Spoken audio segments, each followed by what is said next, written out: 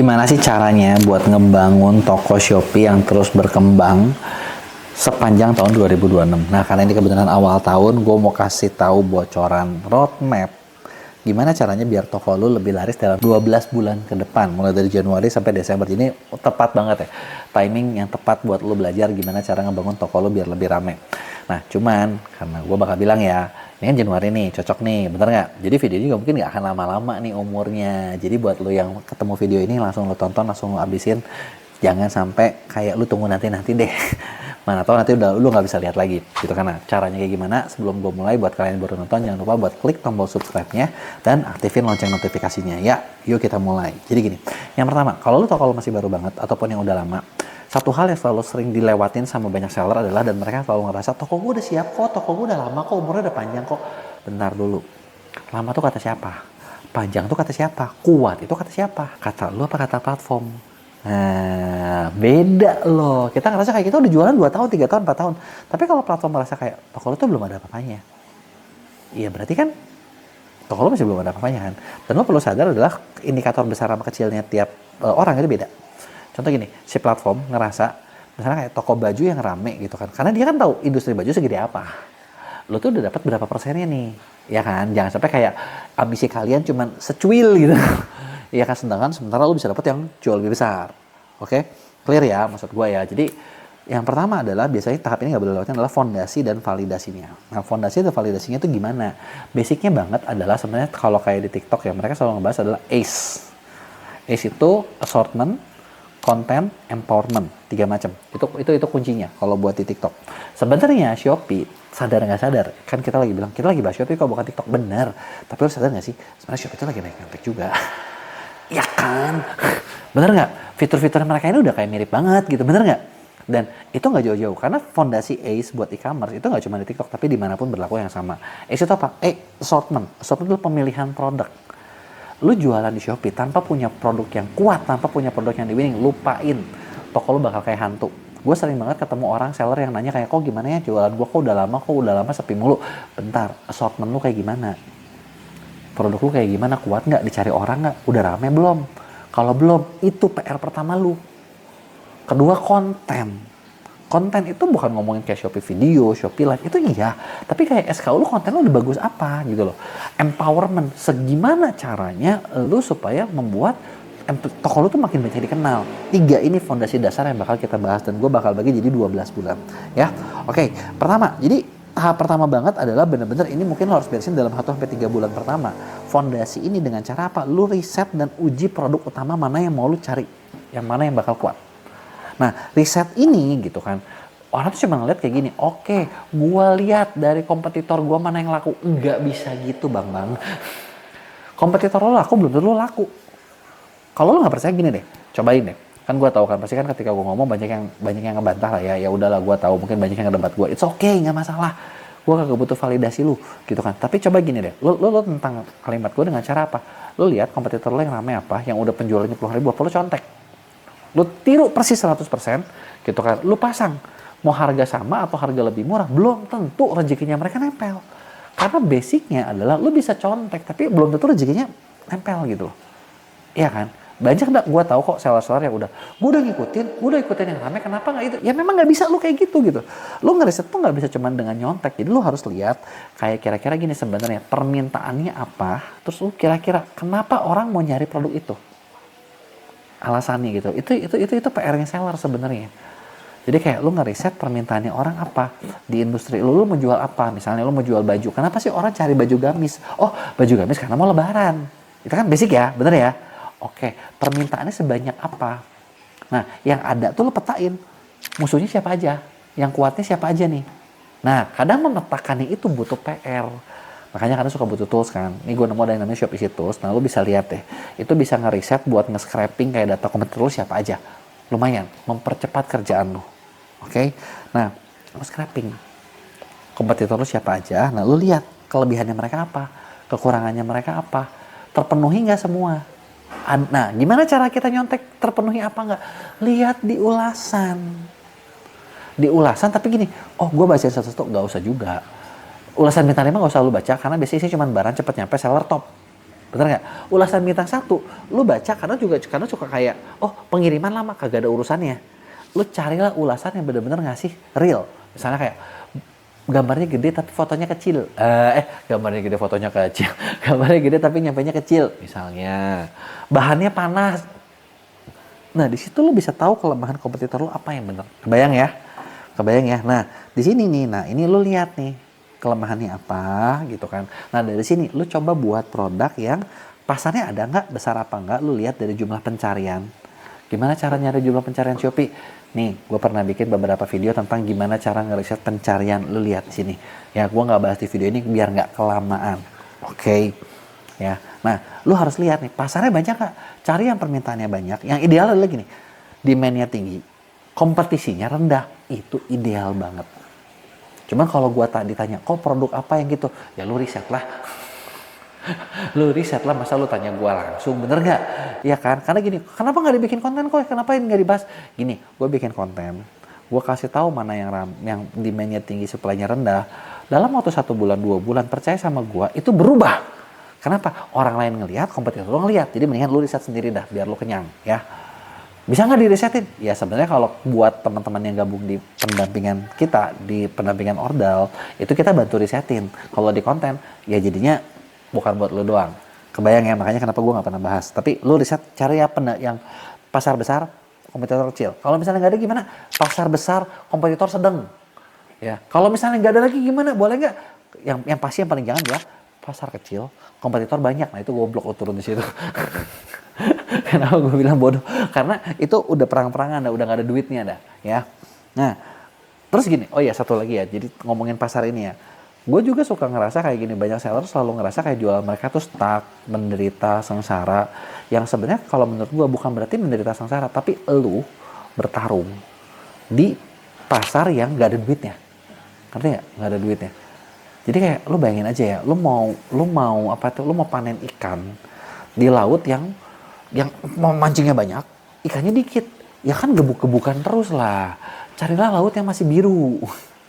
Yang mancingnya dikit, nah itu enak. Tapi kalau lautnya udah merah, udah persaingannya ketat, ikannya dikit, mau ngapain di situ pindah? Itu pindah, udah harus pindah industri dah, ya. Oke, nah setelah lu riset, lu temuin. Nah biasanya udah lu ketemu, mulai bikin produk ataupun kalau udah ada lu, oh gue punya nih produk gue kayaknya bisa nih pasarnya ini, gitu kan. Mulailah optimasi dasar. Optimasi dasarnya dulu, gitu kan, judul, foto, deskripsi, variasi itu lu harus mainin. Gitu kan. Terus udah gitu pasang harga yang marginnya itu cukup aman, jangan main perang harga di awal. Gitu kan. Udah gitu mulai bangun si SKU itu dengan ya 10 sampai 30 review pertama gitu kan. Kasih traffic, kasih pelayanan yang bagus, follow up sopan gitu kan. Lalu bikin SOP yang bagus dari packagingnya, balas chatnya, update stoknya gitu kan. Nah, dan yang perlu dikejar adalah produk ini kalau bisa laku 1 sampai 5 produk setiap hari. Itu dulu deh, goal 3 bulan pertama. Gimana cara biar lakunya? Kok kan gue cuman bisa, nah ini nih kan gue cuman bisa ngepost udah gitu lu tungguin ya. Itu bodohnya lu, berarti kan lu cuman ngepost dan lu tungguin ya, kagak bisa. Nah kan, ini kayak tadi gue bilang ACE ya, assortment, konten itu tadi gue bilang udah dioptimasi, empowerment. Nah tugas kalian di empowerment. Lu sebar di banyak grup WA, lu sebar di banyak grup Facebook, lu iklanin, lu apain, lu kasih traffic, yang penting biar bisa laku dulu. Lu lihat tractionnya ada apa enggak, kasih budget. Selama 1-2 bulan pertama buat ngelihat bagus apa enggak. Kalau misalnya memang, aduh, gue udah coba ini kayaknya berat banget, ini susah banget, ganti. Karena gini, lu ganti itu apa nih? Nah, kan gue bilang ganti itu ini ya, ganti produk atau perbaiki kontennya. Pertama lu perbaiki dulu kontennya. Perbaiki dulu SKU-nya. Bisa lebih bagus nggak? Oh, ternyata udah diperbaiki, udah diotak-atik kagak bisa. Ganti produknya. Kalau bisa lebih bagus, berarti kan yang pertama salah. Kita benerin, harusnya membaik. Ya.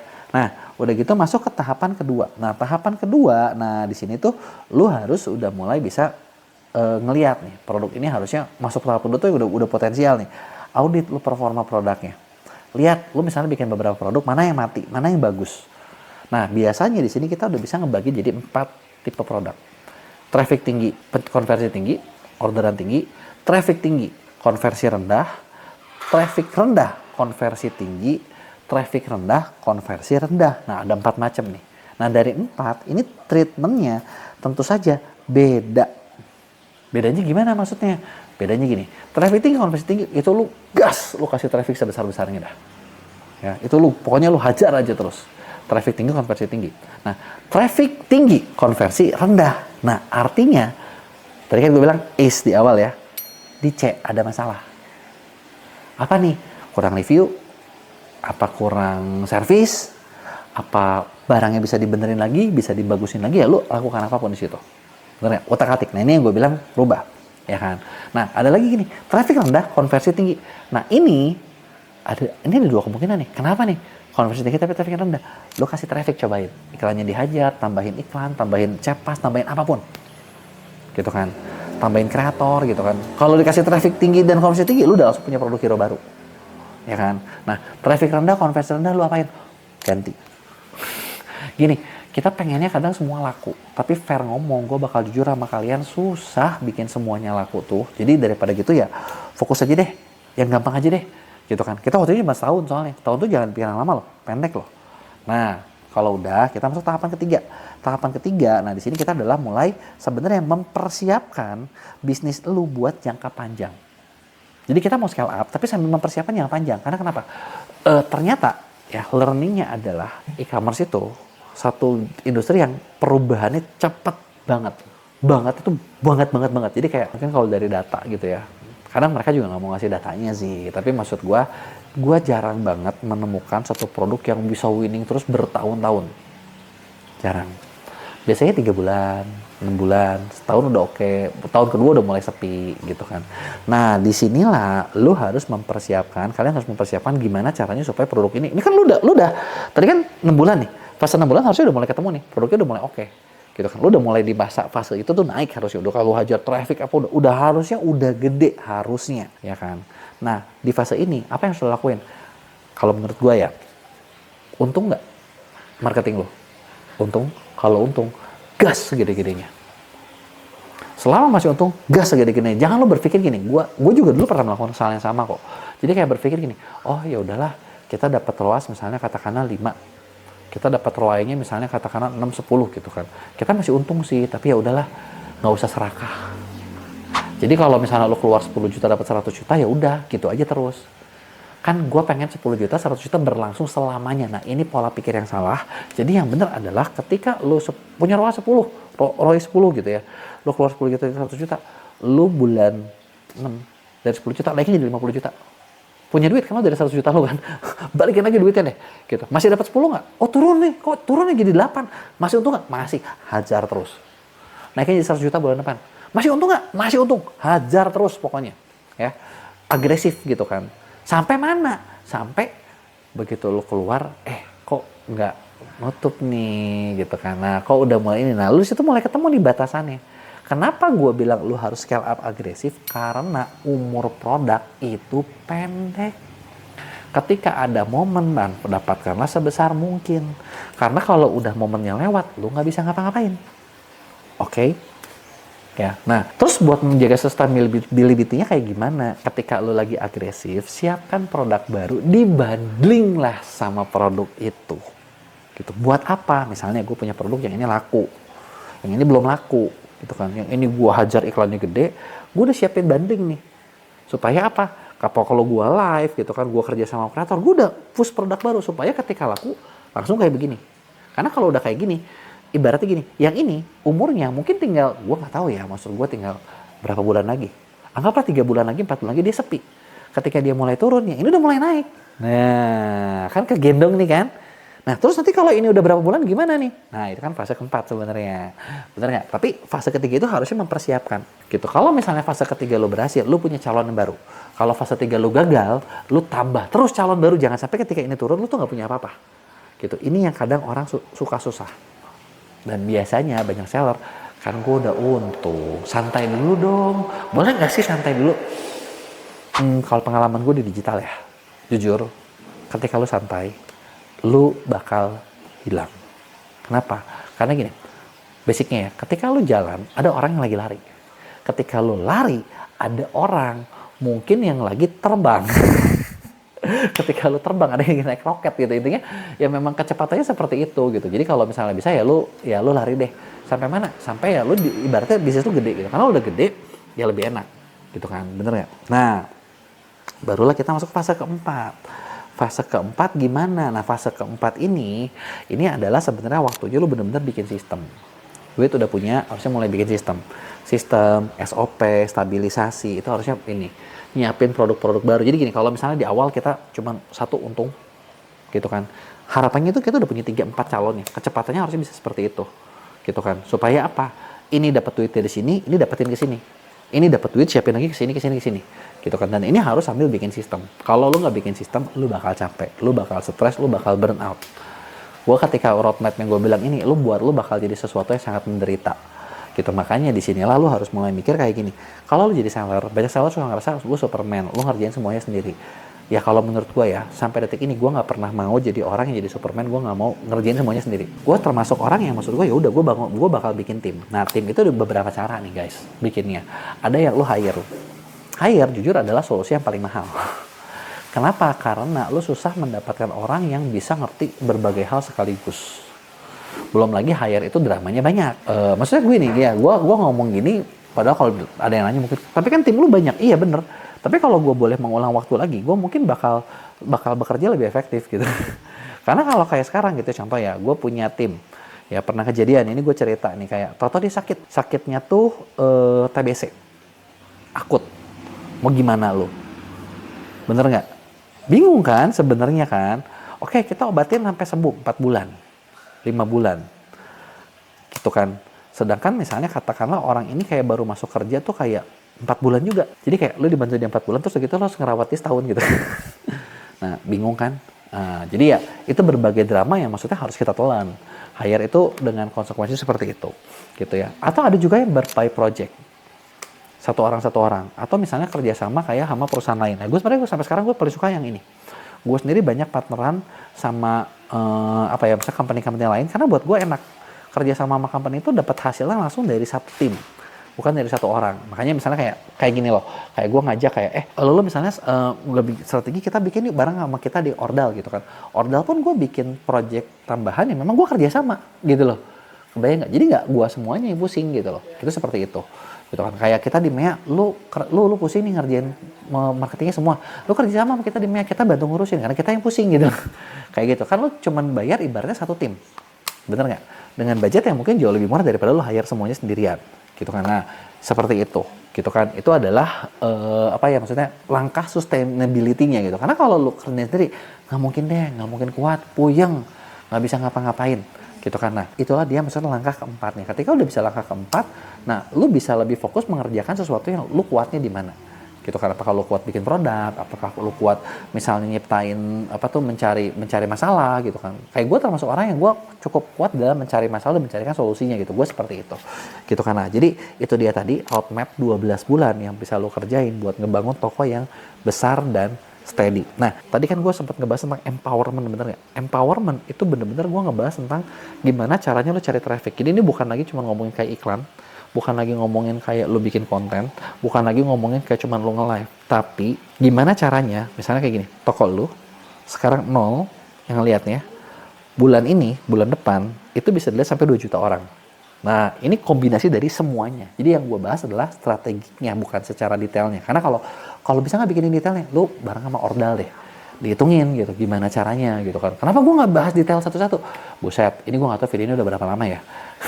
Tapi kalau gue bahas satu-satu kayaknya bisa jadi 1,5 2 jam sendiri deh gitu per bagiannya. Yang gue mau bahas kan konsepnya, dan seperti di awal gue bilang, gue bakal kasih tau lo konsepnya. Jadi kalau ada yang masih lo tanyain, tulis di komen, bakal gue jawab di Q&A. Jangan lupa buat like dan share. Kalau misalnya penjualan kalian hari ke hari di Shopee makin sepi, harus ngapain sih supaya bisa bertahan dan ngebalikin keadaan?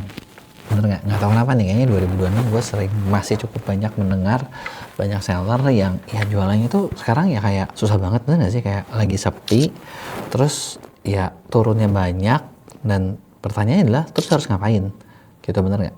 Apakah harus ditungguin aja? Di video ini kita bakal bahas. Biasanya kan gue suka ngebahas gimana caranya biar rame, tapi sebenarnya ya yang perlu kita sadar adalah kadang nih gitu kan, yang namanya jualan memang nggak bisa tiap hari pasti rame kan, pasti ada aja momen-momen jeleknya. Dan terus kalau kita lagi momen jelek ini, kita harus ngapain sih biar kita tetap bertahan dan kita bisa jadi rame nantinya gitu ya. Nah tapi sebelum gue mulai, buat kalian yang baru nonton, jangan lupa buat klik tombol subscribe-nya dan aktifin lonceng notifikasinya ya. Yuk kita mulai. Pertama nih, kalau misalnya lo ngerasa kayak aduh kenapa ya makin kesini toko makin sepi mulu gitu kan. Gue tahu yang ngalamin ini pasti kadang kayak sebel, kesal, stres. Apalagi kalau yang udah punya tim, udah punya karyawan. Karena sambil ngeliatin nih karyawan gue kerjanya ngapain ya, bener nggak? Terus udah gitu nanti gue gajian bulan depan kayak gimana ya? Aduh, utang supplier belum lunas lagi nih. Aduh, tagihan banyak lagi nih, bener nggak? Dan itu kadang kayak sebagai seller tuh kita kayak stres gitu kan. Kalau ngalamin itu gitu kan. Terus harus ngapain sih? Yang pertama kalau menurut gue ya, gue pernah di posisi itu juga gitu kan. Bahkan ya sebenarnya paling sebel tuh kalau lagi sepi ketika lagi momen kayak lebaran kayak gini, karena di lebaran kan lu harus ngasih THR, bener nggak? Kalau sepi lagi di momen sepi ya nggak apa-apa gitu, tapi kalau lagi mau lebaran kan sebel ya. Tapi dan biasanya nih sekarang gini kita ngomong Januari ya, Januari itu memang kadang turun dibandingin Desember, tapi momen lebarannya belum naik gitu kan. Ya sekarang mungkin ada teman-teman yang lagi sekarang tuh lagi produksi banyak gitu, mempersiapkan supaya lebarannya rame. Tapi gimana kalau lebarannya nggak rame gitu kan, atau pas lagi puasanya nggak sesuai harapan? Yang pertama pasti ya lo perlu sadar dan terima dulu kalau momen sepi itu pasti ada gitu kan. Dan biasanya sih pemula sih yang nggak ngerti tentang ini, atau karena pemula ngerti ya, karena dari awal juga nggak pernah rame-rame amat gitu kan. Tapi kalau misalnya udah pernah lagi rame terus atau turun, kayak harus ngapain nih gitu kan, ya kan, bener nggak? Karena biasanya kalau udah biasanya jualan rame terus sepi, itu kan kayak ini kenapa nih, pasti ada sesuatu yang salah, bener nggak? Nah ketika salah, yang jadi masalah gini, lu tenang apa enggak? Kalau lu nggak tenang, nah kadang kita bisa ngelakuin kesalahan fatal. Kesalahan fatalnya apa coba? Ketika lagi sepi, biasanya kita lakuin adalah kasih diskon. Kasih diskon, banting harga. Itu kayak udah jadi template semua seller se-Indonesia. Kalau lagi turun, wah ini kayaknya kemahalan nih, kalau nggak murah orang nggak mau beli. Jadi langkah pertama yang dilakuin adalah kasih diskon atau banting harga. Nah kenapa gue bilang ini kesalahan fatal? Karena kalau misalnya lo lakuin ini, yang kejadian adalah ya bukannya jadi rame gitu kan, bener nggak? Tapi mungkin ada booster di awal sih, tapi nanti ke depan lo harus banting terus, harus diskon terus, yang ujung-ujungnya profit lo juga habis. Susah ngomong kan. Dan ini bukan membangun bisnis lo jangka panjang sih menurut gua. Itu tuh kayak painkiller doang. Masalahnya nggak terselesaikan, tapi lo menghancurkan diri sendiri. Nah, yang kedua biasanya kesalahannya adalah stop budget marketing. Nah, ini udah paling fatal nih. Udah tahu lagi sepi, lu stop, karena lu berpikir pengeluaran nih, iklan stop gitu kan. Gak usah dulu kayak gini kayak gitu, kita lagi sepi. Nah padahal ketika lu stop semua effort marketing kalian, itu malah bukan jadi makin baik, malah makin hancur gitu ya. Kecuali emang effort marketing kalian gak jalan gitu, tapi kalau misalnya jalan, itu malah makin hancur. Atau yang ketiga, ya adalah lu nyalahin algoritma. Wah ini pasti nih ada yang lagi bermain nih, misalnya gitu kan. Shoppingnya lagi nggak adil nih gitu kan, nyalahin algoritma. Karena memang nyalahin algoritma itu adalah paling gampang, bener kan? Kalau nyalahin itu udah paling gampang deh ya. Nah kenapa gue bilang itu kesalahan? Karena menurut gue itu nggak ngobatin. Jadi yang bener ngapain? Yang bener adalah yang pertama kali lo perlu tahu adalah kalau misalnya toko lo lagi sepi, pertama adalah lo buka data. Sepinya mulai kapan? Terus, nah kalau lo udah pernah berjualan sebelumnya, tahun lalu turun nggak? Karena gini, kita nggak bisa bandingin month to month. Month to month tuh gini, oke Desember kita naik, Desember naik, Januari biasanya turun. Nah turun nggak tuh? Nah kita bandingin dengan tahun lalu. Desembernya berapa, Januarinya berapa? Kalau ada turunnya berapa persen? Sama apa enggak? Kalau misalnya sama, ya udah mungkin memang momennya, bener nggak? Kalau lebih banyak di situ lo perlu evaluasi lebih dalam lagi. Oke, evaluasi nih. Momentum seperti apa? Penjualan produk yang lagi ramenya apa? Tahun ini dan tahun lalu, gitu kan? Berubah nggak?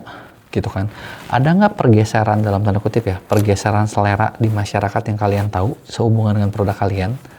Karena biasanya yang namanya jualan zaman sekarang, produk tuh gampang banget berubah gitu. Jadi kayak satu produk dulu rame banget, sekarang udah nggak rame tuh banyak. Jadi kalau misalnya dia udah berubah gitu kan, nah di situ kan lu butuh tahu nih, oh yang lagi sepi ini berarti gua harus merubah adalah ABCDE gitu loh. Kebayang nggak? Jadi lu harus tahu nih, ada nggak perubahan itu? Lihat dari data. Makanya gue bilang analisa dulu nih. Oke, lihat dari data penjualan produk, lihat dari data efektivitas marketing kalian seperti apa. Dulu berapa, sekarang berapa, gitu kan. Nah, efektivitas tuh bukan cuma ngukur, oh jadi gue ngukurnya tahun lalu gue keluar duit berapa, tahun ini keluar berapa. Enggak. Lo perlu sadar adalah contoh gini, misalnya di Shopee ya, tahun lalu lo keluar 10 juta, tahun ini lo keluar udah 10 juta juga. Kenapa omsetnya berturun jauh? Lo lihat tingkat persentasenya CVR-nya sama nggak? Oke, yang pertama di situ lo bisa lihat. Yang kedua adalah tingkat konversinya. Yang kedua adalah harga per kliknya berapa. Bisa jadi gini, penjualannya sama-sama aja tingkat konversi, tapi harga per klik naik, persaingan ketat, makanya kerasanya penjualan lu turun. Padahal budgetnya sama. Dan yang gua perlu kasih tahu sama kalian adalah memang nih ya, makin kesini biaya marketing pasti makin tinggi. Kalau lu nggak bener-bener persiapin dari jauh, jadi nggak efektif dari jauh tuh mahal ujung-ujungnya. Kalau seadanya tuh mahal. Kebayang ya, jadi lu lihat nih, lihat data, lihat momen, lihat produk, tingkat efektivitas marketing, ada yang salah, apakah persaingannya memang yang makin tinggi, bener nggak? Kalau produk kan bisa jadi produknya udah nggak laku lagi, produk yang dulu laku sekarang udah sepi, lo harus, kalau kayak gitu berarti lo harus bikin produk baru nih, gitu kan? Atau gini, satu hal yang kadang orang nggak sadar, ada isu nggak? Ada isu sentimen sesuatu yang bikin bisnis turun nggak? Misalnya, contoh isu ya, zaman 2020, COVID, semua orang butuh masker. Sekarang nggak ada yang butuh masker, itu kan isu sentimen yang nggak bisa ngapa-ngapain. Ya udah, trennya udah lewat, gitu. Nah, kalau lu udah evaluasi, nah baru di situ tahu nih, oh oke, salahnya di mana. Nah, kalau udah tahu masalahnya, sekarang kita benahin. Misalnya masalah lu di mana? Oke, masalah kalian dulu di momen. Kalau momen ya lu sabar aja deh, nggak bisa ngapa-ngapain. Kedua, masalah di produk. Produk lu ternyata udah nggak laku lagi. Ya udah, lu bikin produk baru. Udah mepet nih, wah ya udah ya gimana lagi, memang itu adalah salah lu karena nggak bikin produk dari dulu. Yang ketiga, marketing lu ternyata sebenarnya CVR-nya sama atau CVR-nya turun, budgetnya mahal, wah itu udah repot dah. Lu perlu bener-bener dibantuin tim yang mungkin lebih profesional dibandingin kalian, dibandingin yang bisa lu lakuin, karena buktinya ya itu turun terus, gitu kan. Atau jangan-jangan misalnya gini, tim lu kurang efektif, ya itu berarti dibenerin, ini harus dibenerin deh kalau kayak gitu.